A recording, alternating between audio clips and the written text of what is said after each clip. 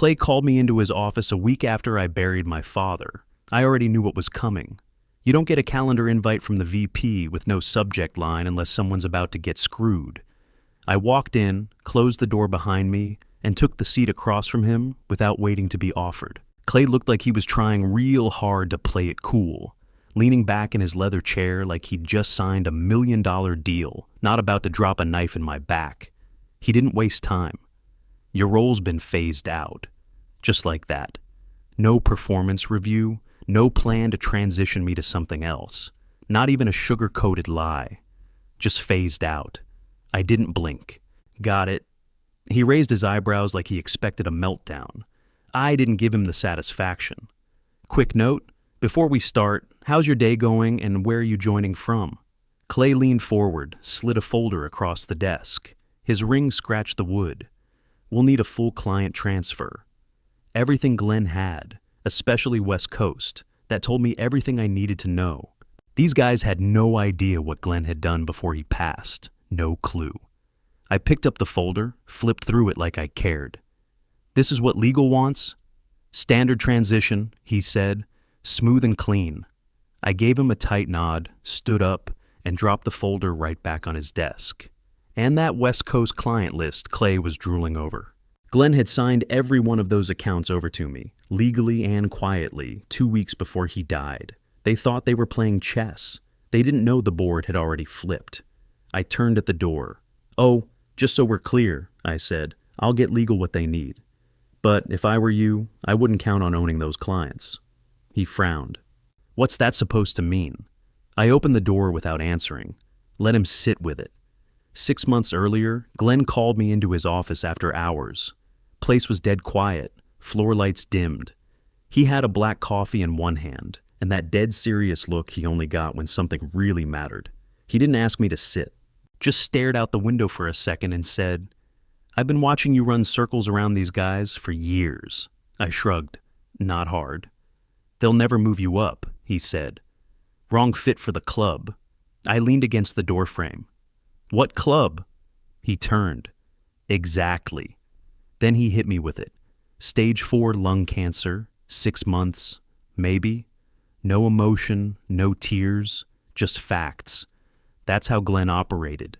Like, life was one long balance sheet. He took a breath. My client book. I want you to have it. Glenn, I'm not asking. His voice cut through me. But it can't be public. Not yet. Not ever, if we do this right. We both knew how this place worked. If the board caught wind of that plan, they'd bury it. Replace Glenn with one of their boys and gut the accounts on the way out. So, we started building under the radar.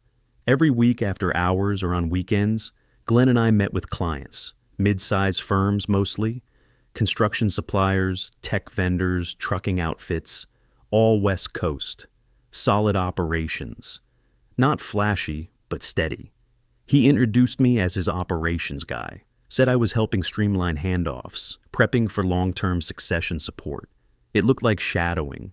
Nothing tripped alarms. Sometimes we'd fly out to meet them, just the two of us, cheap rental car, Glenn hacking up half a lung but still driving the whole way. He wouldn't let me touch the wheel. They need to see I'm still behind the wheel, he'd joke, even if I ain't got much gas left. Each meeting, he shifted more weight to me.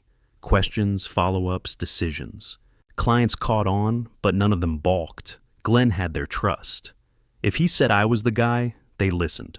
One night over drinks in Sacramento, I asked him straight, why me? He stared into his glass and said, because you don't kiss ass and you don't flinch. Fair enough. 3 months in, we started looping in his lawyer, a sharp, no-bullshit woman named Sherry. Glenn wanted the transfers airtight, legal, enforceable, fully documented. No NDAs, no non-competes, I asked during one late meeting. No paper trail for them to choke us with later, Glenn said.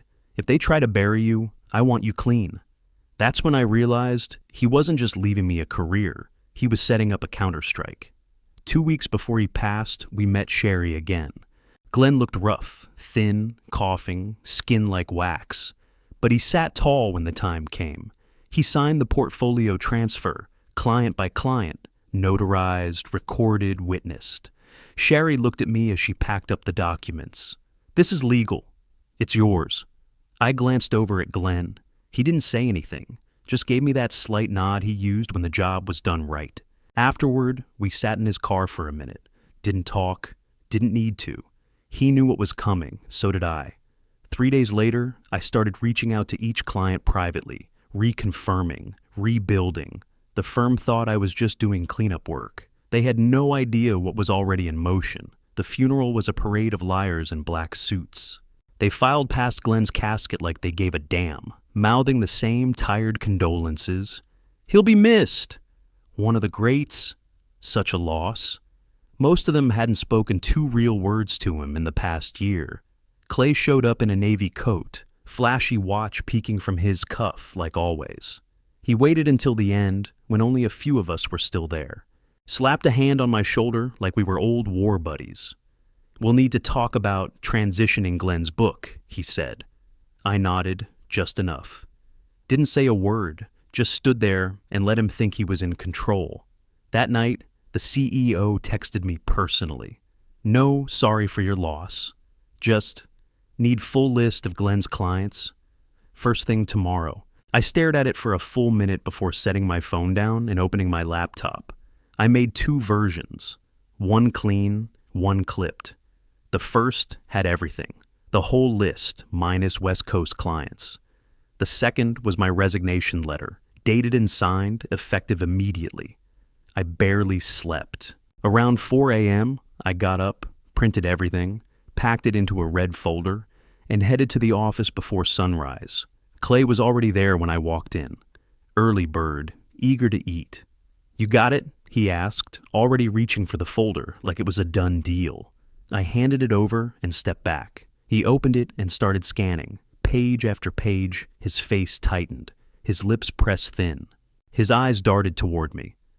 "Where are Glenn's West Coast accounts?" he asked. I shrugged. I wasn't privy to those. He handled them personally. It was a lie, but he didn't need to know that.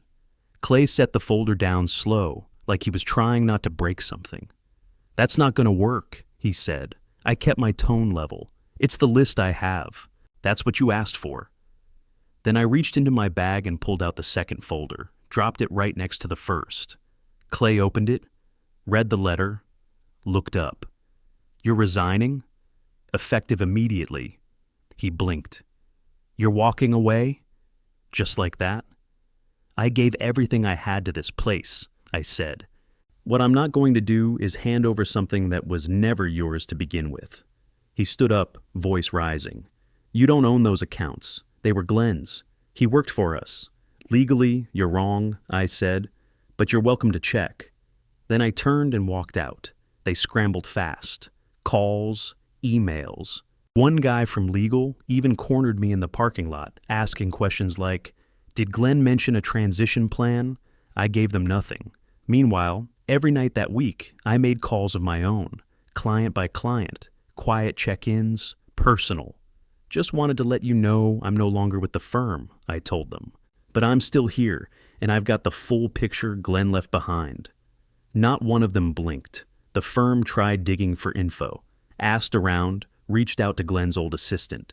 She didn't give them a damn thing. By the end of the week, I'd signed 5 new consulting agreements. Same clients, just under my name now. No ties to the old place. They still thought I was bluffing. I let them think that. Because every time they opened their mouth to claim something, I already had 2 steps in motion to shut it down. They weren't dealing with an ex-employee anymore. They were dealing with the guy Glenn had been building in plain sight, and they were just too arrogant to see it. The first legal email landed 2 days later. One line stood out in bold at the top. "You are in unauthorized possession of company assets." They didn't even try to dress it up with legal fluff, just straight threats like they thought I'd panic and fold.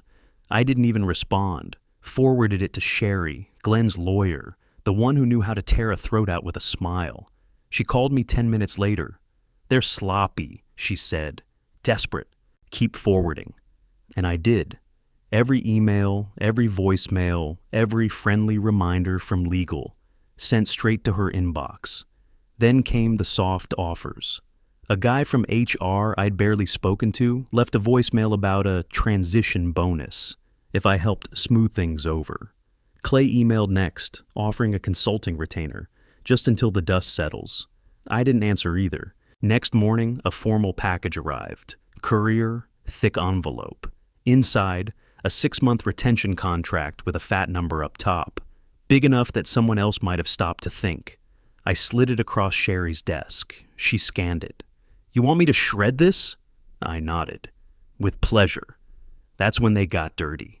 I got a call from a client in Reno, a logistics firm I'd locked in with Glenn a month before he passed. The CEO sounded pissed. "Why's your old company offering to undercut you by 30%? He asked. "What?" "They said you're unstable. That you left in the middle of a handoff." I clenched my jaw. "Send me whatever they gave you." They'd gone full smear, calling clients directly, offering discounts, limited time deals, even hinted I'd violated confidentiality clauses, which didn't exist. Sherry and I went to work. We drafted formal responses backed with signed transfer documents and a breakdown of Glenn's legal instructions. Every single client had consented in writing. No NDAS, no non-competes, no stolen assets, just facts. Sherry mailed out cease and desist letters to corporate within 48 hours, but they didn't stop.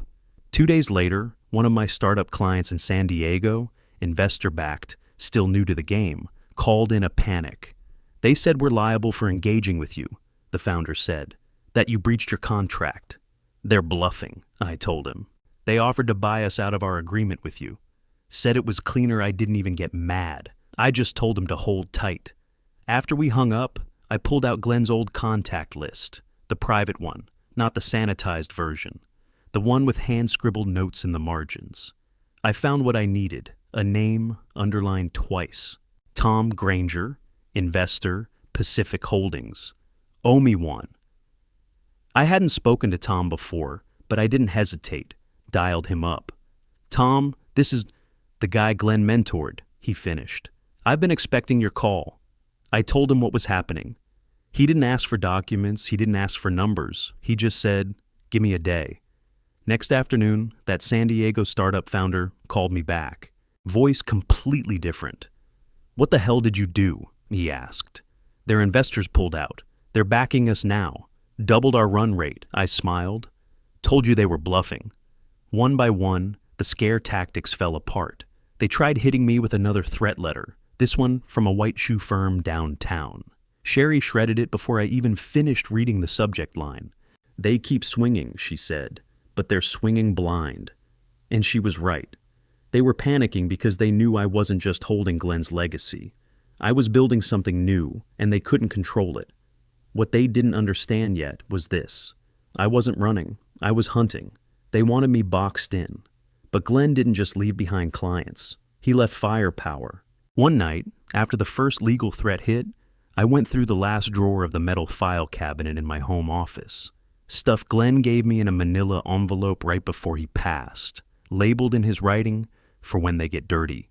Inside, call logs, back-channel notes, handwritten letters, even birthday cards from board members to vendors that didn't exist. And then there was the list, names of people he'd helped over the years, each one with a note beside it. Covered payroll shortfall, March 2016. Introduced to Series A investor, summer 2018. Negotiated exit quietly, 2020. Some of them were names I recognized, others I didn't. But they all had one thing in common. They owed him.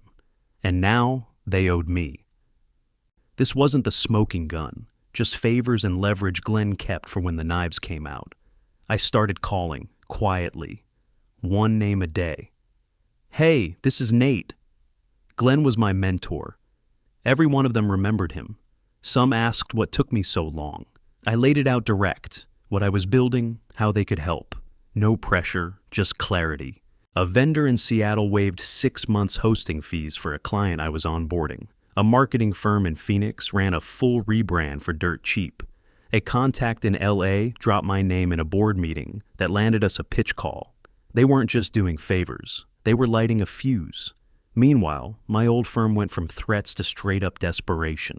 One morning, I walked out of my building and saw a kid in a button-down standing by the front steps with a tablet. said he was doing outreach for a partner firm. I raised an eyebrow. Which firm? He fumbled. Corporate finance support. Let me guess. Clay send you? He didn't answer, just turned red and walked off. They were literally sending kids to intercept clients outside my office. Pathetic. Inside, we kept building. We weren't flashy, but we were honest. That mattered. Clients came in and stayed in. I made sure they knew exactly who I was and what we were doing. This isn't about revenge, I told them. It's about doing it right. They respected that. Word spread. A trucking firm introduced me to their cousin's biotech startup. That startup knew a supplier with a funding problem. I looped in one of Glenn's old contacts. Boom, new deal. Everyone won. One deal turned into 5, then 10. Then came the message. An email from a senior HR exec I hadn't heard from in months. Subject: opportunity to discuss return body. We'd like to explore a full partnership and executive leadership role. Significant equity, full team autonomy. Come home. Come home. Like I was some lost son, not the guy they tried to smear 6 different ways. I didn't respond. Let it sit for 3 days. Then I forwarded it to Sherry. She replied, "Now they're scared." The next morning, Clay called. I let it ring. Then he called again. I picked up. "Nate," he said, all warm and calm like nothing ever happened. "Let's not let pride get in the way of opportunity." "Pride didn't get in the way," I said. "You did." He laughed like we were just old teammates. "Look, we messed up. We see that now. Let's talk about fixing it." "You had your shot," I said. "You used it to threaten my clients." There was a pause. "We're drowning," he finally said. "But this doesn't have to be a war." "It's not," I said. "You already lost." He went quiet. Then I hung up. They tried playing defense. I built offense. They tried playing politics. I built trust. They tried baiting me with power. I already had mine. The day after Clay's call, I grabbed the file Glenn told me never to open until it was the right time. His handwriting was still on the outside. Do not touch until it matters. You'll know. I knew. I took it straight to Sherry's office. She already had someone waiting. Guy in a gray blazer, state badge clipped to his belt. Looked mid-30s, clean cut, quiet. Not the type to talk unless he already knew the answer. Sherry nodded at me. "This is Finch. State Financial Crimes Unit." Finch gave me a firm handshake but didn't smile. "You brought what we talked about?" I dropped the file on the table. "I haven't opened it," I said. "Glenn told me to bring it straight to her. No copies, no scans." Sherry flipped it open and whistled under her breath. "Jesus." I sat down across from them, arms crossed. Let them take it in. Inside that file was the real reason Glenn never moved up. Invoices from shell vendors tied to execs' cousins. Revenue projections that didn't match actual bank transfers. Internal emails with edits tracked, changing quarterly reports to justify inflated bonuses. Actual line items labeled reclassify for optics. Finch leaned forward. "These all original?" "Yep." He flipped a few more pages, then pulled out one email chain that had Glenn's name buried in CC. It was from the CFO to a VP and a board member. "Numbers aren't close. We'll need to shift some deferreds into this quarter. Glenn won't like it. He'll get over it." Finch didn't say a word, just took a photo of it on his phone and kept flipping. Sherry tapped a page in the middle. "Here. This ties inflated vendor contracts back to executive kickbacks. That's jail time if it sticks." I nodded. He tried reporting it once, went through board channels. 2 weeks later, 3 of his people got cut. Finch looked up. "Retaliation? Call it what you want." That's when Glenn started documenting everything himself. There were notes in Glenn's handwriting in the margins. Fabricated queue, to push, Mike signs off on all fake vendor setups, avoids audit by bouncing through new hire accounts. It was the kind of stuff that would crack a company open from the inside. This was different, hard evidence, not favors. The kind of file that ended careers. Finch closed the folder slowly, like he'd just been handed a loaded weapon. Any reason you waited until now? I looked him in the eye. Because up until now, it was just business. Now it's survival. He gave a small nod. No judgment. Just respect. Sherry slid the file into an evidence sleeve and handed it to him. You'll get the originals. We've kept nothing. Glenn didn't want this weaponized, just finished. Finch stood. I'll need to open a formal review. This'll get noisy. Let it, I said. He left without another word. Sherry followed him out, made sure everything was logged clean. When she came back, I was still sitting there, staring at the table. She dropped into her chair. That was the right call. Wasn't mine, I said. Glenn made it. I just delivered the package. Sherry leaned forward. You know what this means, right? Yeah. She paused. This is going to bury them. I stood up, grabbed my jacket. Good. They've been walking on bodies long enough. And then I left. Time to let the paper do the talking.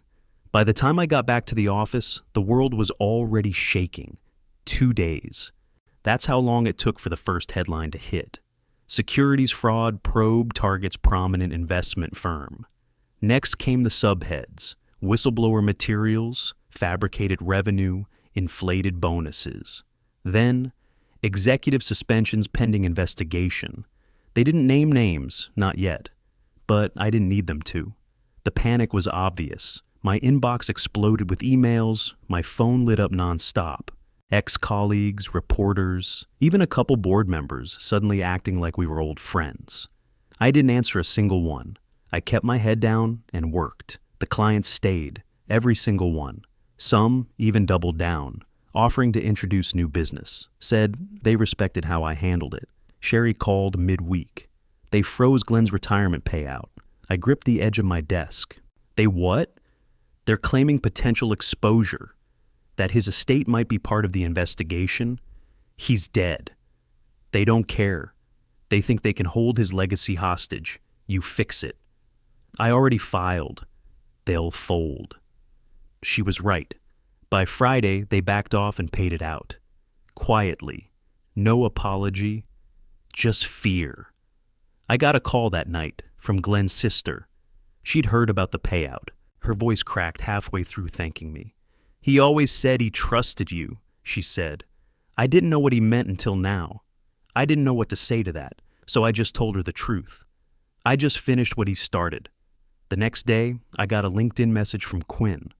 Quinn was a mid-level manager when I first got hired, part of the boys' club back then. Smooth talker, sharp suits, always played both sides of the fence. He was the one who quietly warned me a year earlier that I was being left out of promotions. Said it wasn't personal, just how the system worked.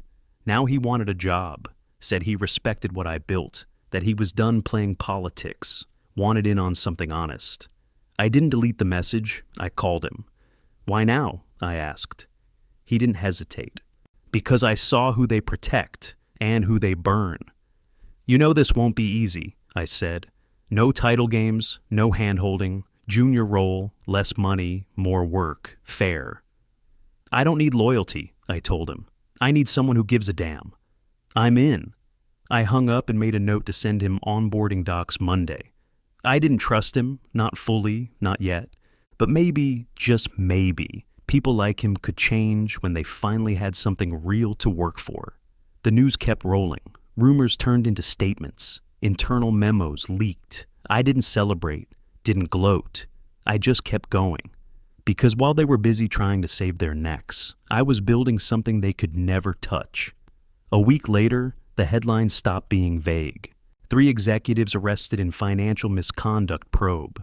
Company stock plummets amid fraud revelations. Anonymous sources confirm board-level involvement. They weren't naming anonymous sources anymore. They were naming names. And they weren't just catching the fish Glenn had marked. They were finding more. Ghost vendors billing for services that never existed. Expense accounts bleeding cash. Backdated contracts with forged signatures. Turns out Glenn hadn't seen the half of it. The deeper they dug, the dirtier it got. Board members implicated. Bonuses clawed back. Two execs jumped ship before the arrests hit. Sudden retirements, press releases full of hollow thanks. Didn't matter. The firm's stock took a nosedive. Clients bailed, vendors pulled out. By the end of the month, they were basically smoking a suit. Then something strange happened. A guy named Leo reached out. I hadn't heard that name in years. He was one of Glenn's former analysts. Left the company quietly back in 2018. No drama, just vanished. "You were right," he said on the call. About Glenn. About everything. I wasn't the only one he trained, was I? Not even close. Within days, I got pinged by 3 more. All of them had pieces, documents, contacts, memory sticks, stuff they'd kept. Stuff Glenn had handed them in confidence, like he did with me. We started sharing, cross-referencing what we had, not just to expose the rot, but to build something better, cleaner, smarter, real. I leased a bigger office near the harbor, nothing fancy, just open space, fresh paint, long tables, the kind of place where people did real work, not politics. My team grew fast. I hired Quinn, then 2 more referrals from Glenn's network. Everyone earned their place. No titles, no dead weight. Clients started bringing in friends. "Talk to Nate," they'd say. "He does things right." We never promised the moon. We just showed up, told the truth, and delivered. And that was enough. First month in the new space, I unpacked the last frame photo from my box. Glenn standing on a cliff in Big Sur, wine tearing through his hair, coffee cup in one hand. Underneath, I had a plaque made, just a small strip of brass. "Integrity is a legacy." I hung it in the front lobby, right by the door. People noticed it. Some asked about it, some didn't. Every morning when I walked in, I gave it a nod. Nothing dramatic, just a small, quiet reminder of who we were and what we were building. Not just a business, a new damn standard. A few weeks after we opened the harbor office, I got a letter in the mail. Handwritten address, no return name, just Glenn's sister's zip code. Inside was a folded note and a separate envelope, sealed in wax like something out of another era.